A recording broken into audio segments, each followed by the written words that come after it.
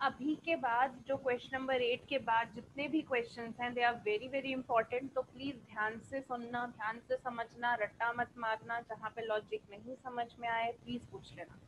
तो ये जो आपके पेपर में ज़्यादा वेटेज वाले क्वेश्चंस होते हैं, ये वो वाले क्वेश्चंस हैं आपके। So, eighth question है, a quadrilateral ABCD is drawn to circumscribe a circle. एक quadrilateral ABCD है जो सर्कल को circumscribe कर रहा है। देखिए, जब सर्कल के अंदर quadrilateral बनता है तो उसे inscribe बोलते हैं, जब सर्कल के बाहर बाहर की बाउंड्री पे quadrilateral बना है तो उसको circumscribe बोलते हैं। Okay, so prove that AB plus CD is equal to AD plus BC। ये आपको प्रूव करना है। AB plus CD is equal to AD plus BC आपको प्रूव करना। तो कैसे करेंगे, देखिए इसको, आपके पास यहाँ पे फिगर दे रखी है, हम यहाँ पे थ्योरम का यूज करेंगे। अभी तक हमने चैप्टर में दो ही थ्योरम्स पढ़ी हैं, एक तो कि रेडियस जो है वो टेंजेंट पे परपेंडिकुलर बनाता है, दूसरा कि tangents from external point of the circle are equal in length. दो ही चीजें पढ़ी हैं, ठीक है। तो इन्हीं को यूज करके हम हर एक क्वेश्चन सॉल्व करते हैं। तो यहाँ पे अगर हम देखें, हमारे पास एक सर्कल है।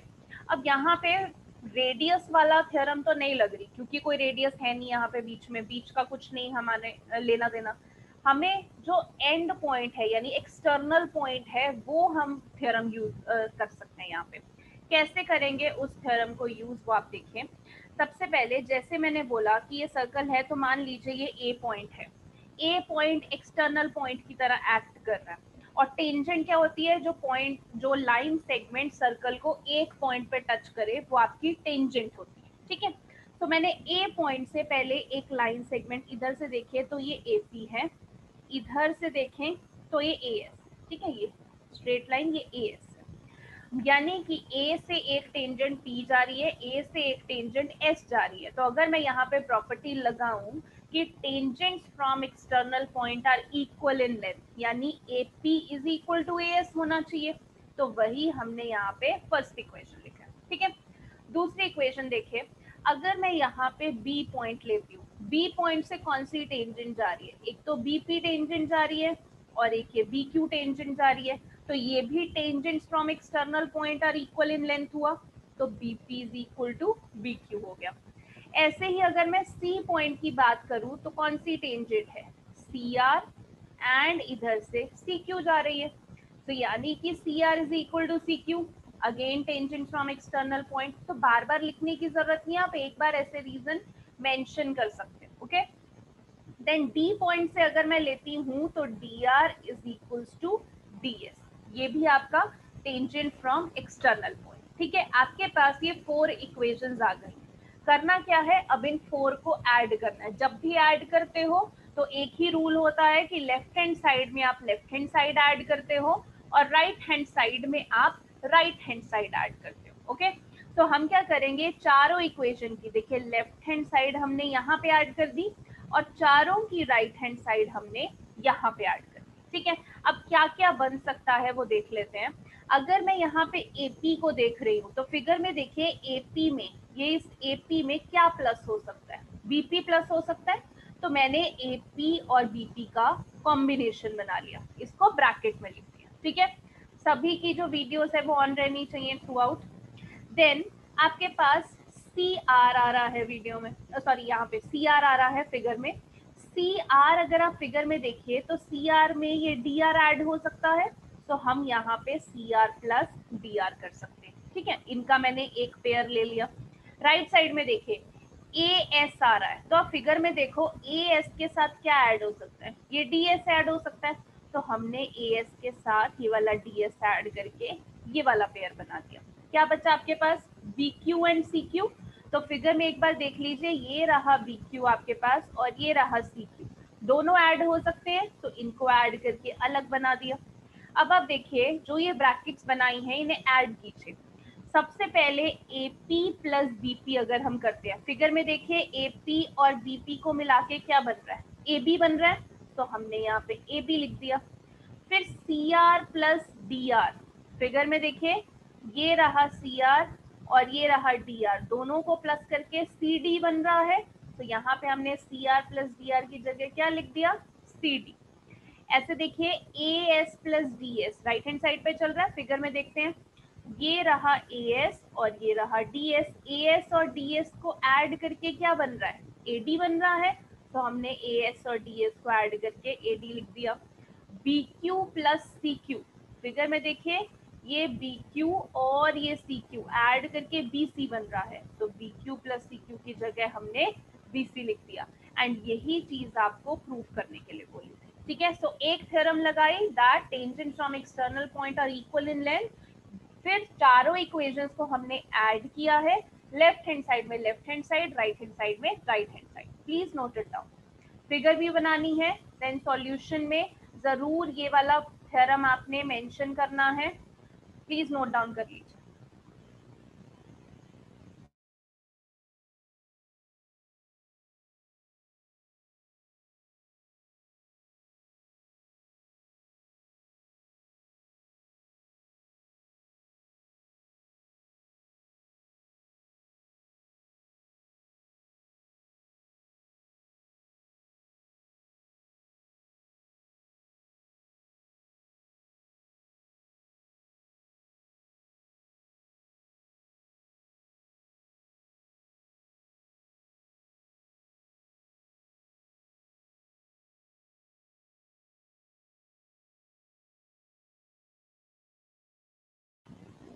गौरी यहाँ पे डॉटेड लाइन कहाँ पे है, कहाँ की डॉटेड लाइन की आप बात कर रहे हैं? सॉरी मुझे समझ नहीं आया।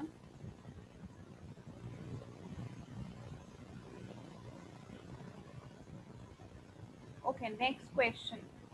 हाँ जी जरा 2 मिनट वेट कर लीजिए, बस ये नोट करने दीजिए, मैं आपको बता देती हूँ।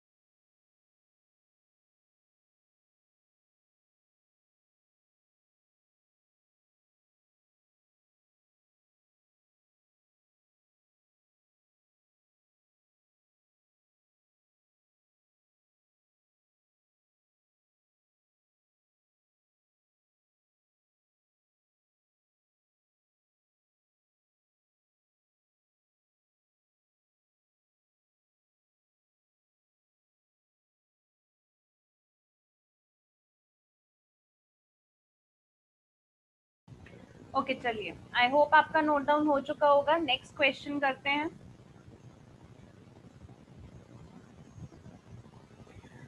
नेक्स्ट क्वेश्चन में आपको देखिए ये क्वेश्चन भी काफी इंपॉर्टेंट है, वैसे तो 8th के बाद जितने क्वेश्चन है आपके एनसीईआरटी के वो काफी इंपॉर्टेंट है। सो इस क्वेश्चन में आपको बोला है X Y and X dash Y dash are two parallel tangents, दो पैरेलल टेंजेंट्स हैं। टेंजेंट्स जैसे मैंने बताया कि वो सर्कल को एक ही पॉइंट पे टच करती हैं, तो आप देख सकते हो कि ये आपके पास एक्स वाई टेंजेंट है जो सर्कल को सिर्फ पी पॉइंट पे टच कर रही है, और यहाँ X dash Y dash tangent है जो सर्कल को सिर्फ क्यू पॉइंट पे टच कर रही है, ठीक है।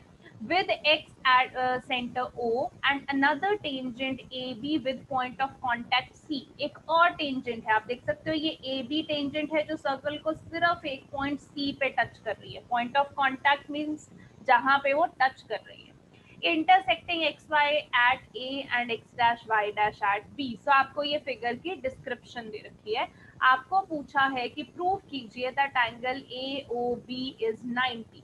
तो आप एंगल ए ओ बी देख सकते हो कि ये वाला एंगल आपको 90 डिग्री प्रूव करना है, ओके। तो यहाँ पे फिगर में जो डॉटेड लाइंस हैं वो कुछ नहीं है, ये सिर्फ कंस्ट्रक्शन हो रखी है, इनका कोई ज़्यादा और इम्पोर्टेंस नहीं है, ठीक है। तो हम अभी देखते हैं कि कैसे हो सकता है ये AOB 90 डिग्री, ठीक है, ध्यान से समझना। आपके पास सबसे पहले हम दो ट्राइंगल्स कॉन्ग्रुएंट करेंगे। कौन सी ट्राइंगल है? AOP, आपके पास एक तो ये वाली ट्राइंगल है, एंड AOC, आपके पास एक ये वाली ट्राइंगल है। ट्राइंगल कॉन्ग्रुएंट करने हैं तो मेरे पास 3 रीजंस चाहिए होते हैं कॉन्ग्रुएंसी के लिए। तो 3 रीजंस क्या हो सकते हैं? हाँ जी, इसको ना देखें सॉल्यूशन को, तो सबसे पहले हरनूर एक रीजन बताइए जो हो सकता है दोनों ट्राइंगल्स को कॉन्ग्रुएंट करने का।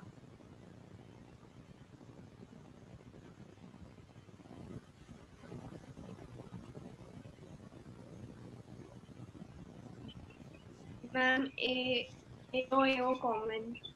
ओके, AO कॉमन, हाँ जी, गौरी ने भी यही बताया। ओके, तरनीत आप दूसरा रीजन बता सकते हैं कॉन्ग्रुएंसी का? Ma'am OP is equals to OC radius. Radius, okay. Arnav तीसरा रीजन बता सकते हैं कॉन्ग्रुएंसी का?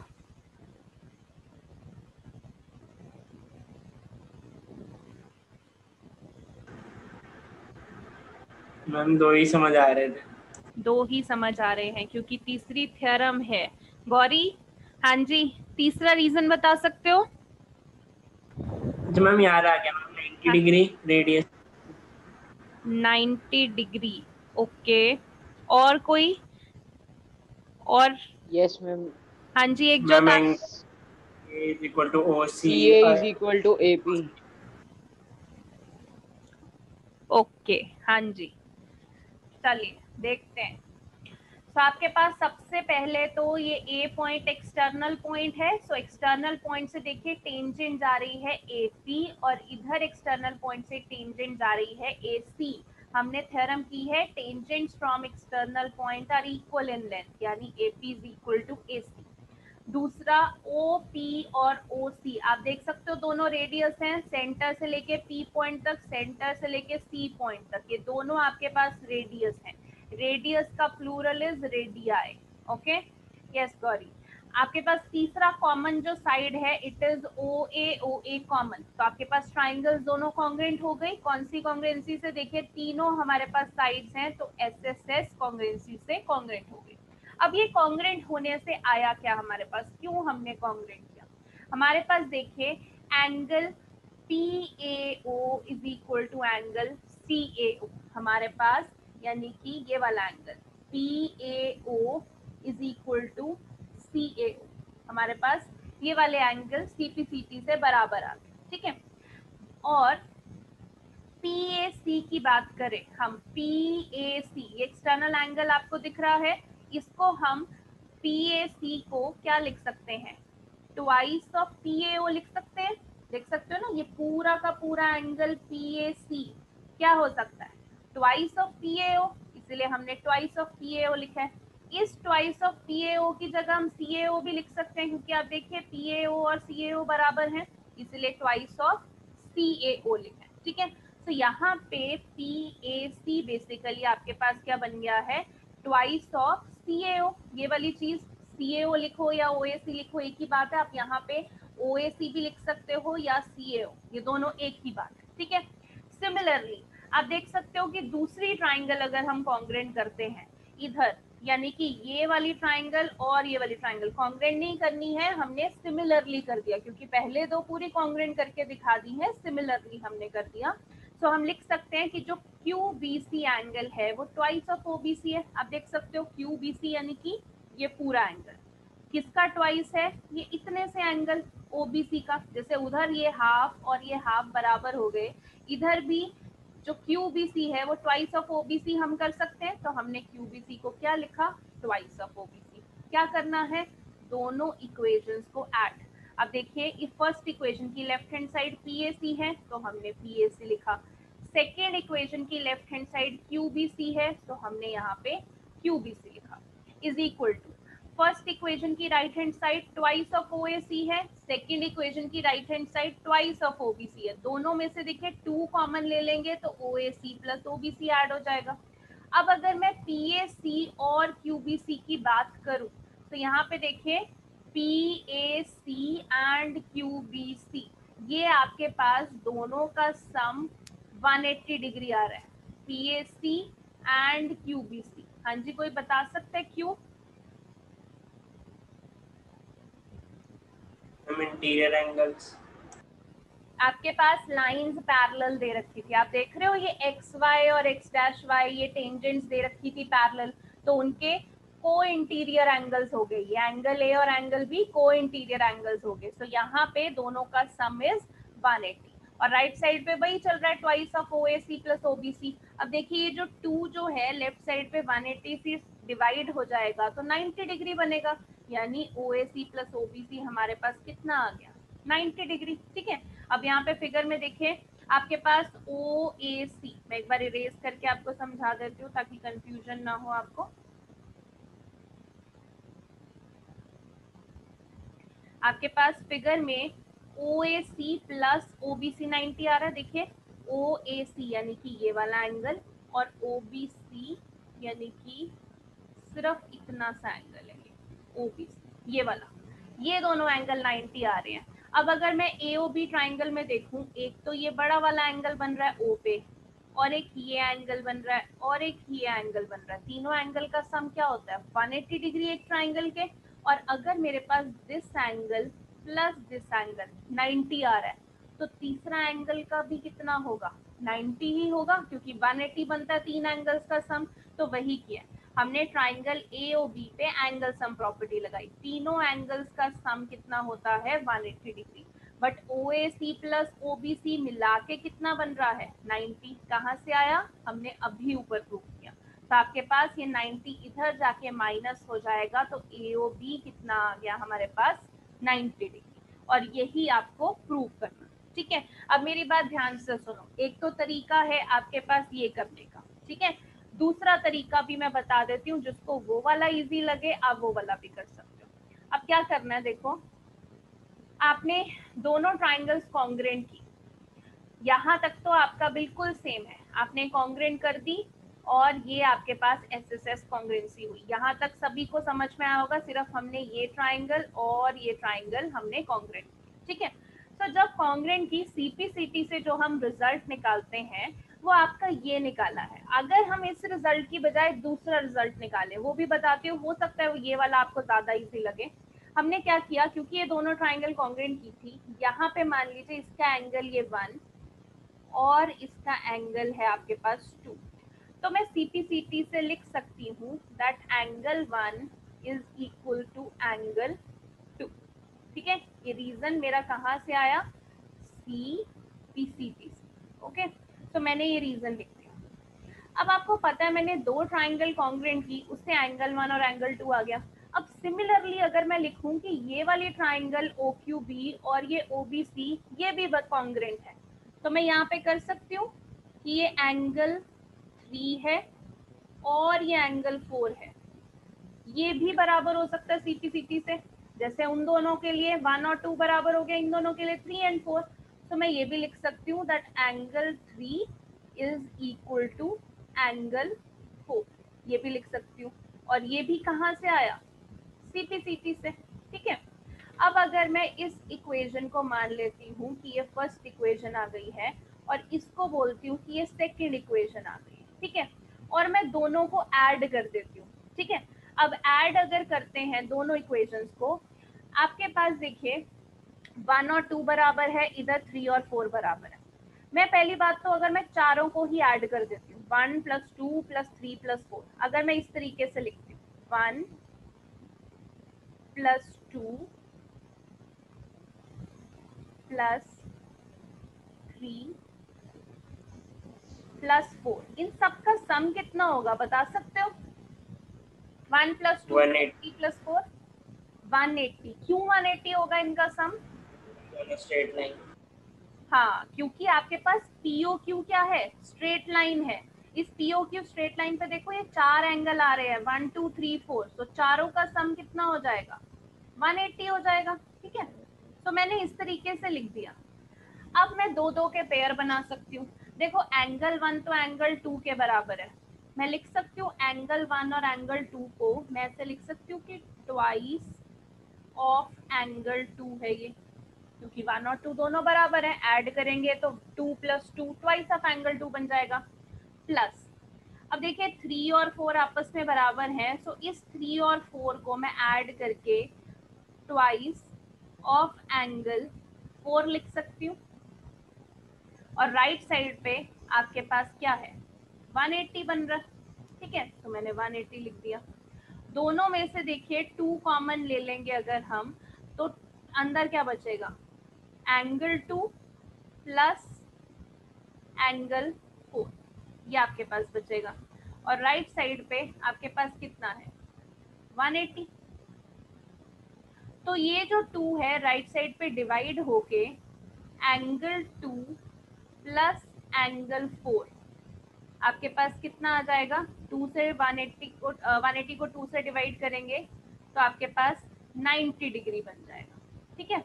अब 2 + 4 को मिला के देखिए कौन सा एंगल बन रहा है, AOB। तो आपके पास यहाँ से AOB एंगल 90 डिग्री आ गया, ठीक है। हाँ जी, यशस्वी कौन सा मेथड ज्यादा इजी लगा?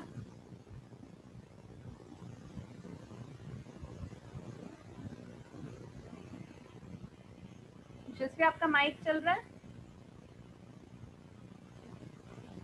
ओके, अर्चित आप बताइए कौन सा मेथड ज्यादा इजी लगा बच्चे?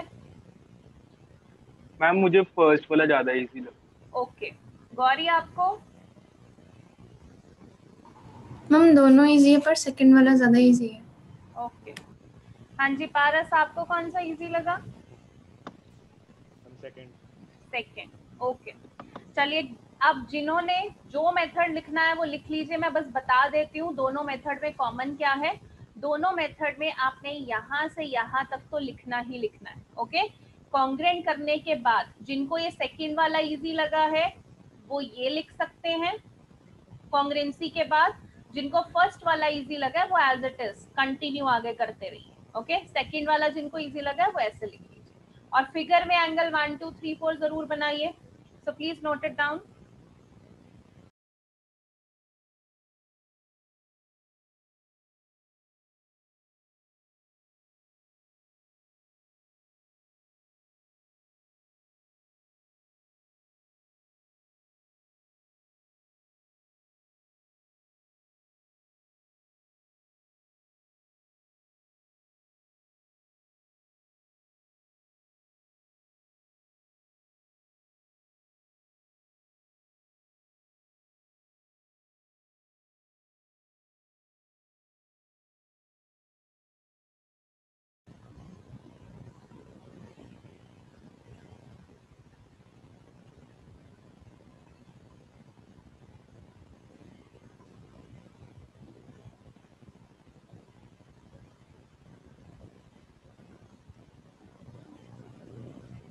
हाँ जी, मैं स्क्रॉल डाउन कर रही हूँ।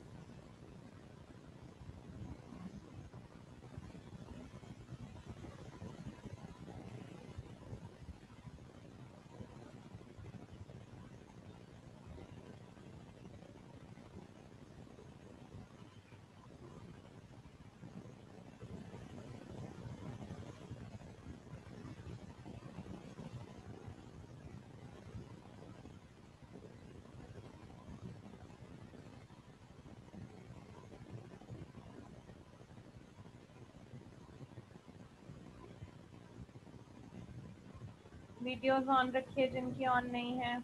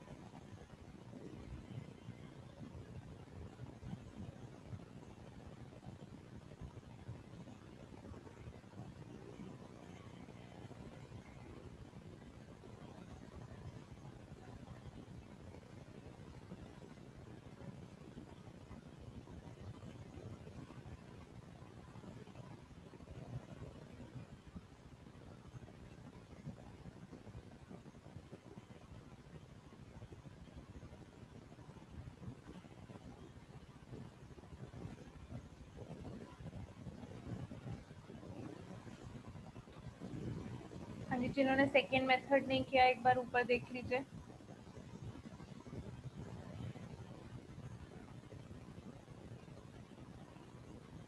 ट्राइंगल कॉन्ग्रेंट करने के बाद सीधा ये जो मैंने लिखा है आप ये लिखेंगे ट्राइंगल कॉन्ग्रेंट करने के बाद।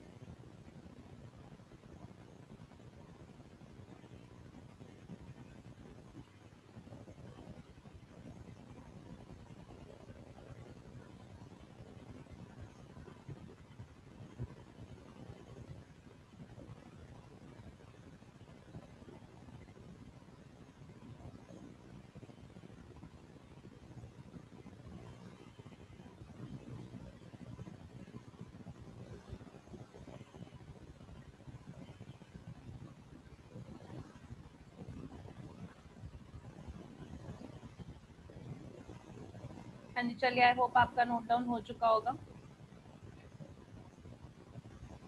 नेक्स्ट आपके पास क्वेश्चन देखिए, आपको बोला है prove that the angle between the to tangents drawn from an external point. अब इसके लिए देखो, आपको फिगर नहीं दी होगी, आपको खुद बनानी है। आपको दो टेंजेंट्स बोली हैं, एक्सटर्नल पॉइंट से ड्रॉ की हैं, तो आप क्या करोगे, एक सर्कल बनाओगे, एक बाहर एक पॉइंट बना दोगे P, वहां से दो टेंजेंट बनाओगे, यानी एक PA टेंजेंट हो गई, एक PB टेंजेंट हो गई। Is supplementary. अब क्या बोला है, angle between the two tangent is supplementary. So दोनों टेंजेंट के बीच में एंगल कौन सा आ रहा है, ये वाला। इज सप्लीमेंट्री यानी कि वो एंगल जिनका सम 180 होता है उसे सप्लीमेंट्री एंगल्स बोलते हैं। अब इसके साथ किसका सम होगा, to the angle subtended by the line segment joining the point of contact at the centre, यानी जो सेंटर पे एंगल बन रहा है इसके साथ, यानी कि this angle plus this angle is equal to 180, ये आपको प्रूव करना है। ठीक है, अब कैसे करेंगे, देखिए, आपके पास सबसे पहले पता है कि PA and PB are two tangents, और आपको ये भी पता है कि सेंटर से O पॉइंट जो A तक जा रहा है, देखिए ये आपके पास रेडियस हुआ, तो हमें पता है रेडियस 90 डिग्री बनाता है टेंजेंट पे। ऐसे ही O से B पॉइंट जो हुआ वो भी आपके पास रेडियस है, तो हमें पता है 90 डिग्री बनाता है। सो दोनों एंगल देखिए OAB एंड OPB आपके पास कितने हो गए, 90 डिग्री। ठीक है, रीजन जरूर हमेशा देना है कि radius and tangent are perpendicular to each other. अब आप देख सकते हो कि OAPB ये आपके पास एक क्वाड्रिलेटरल बन गया।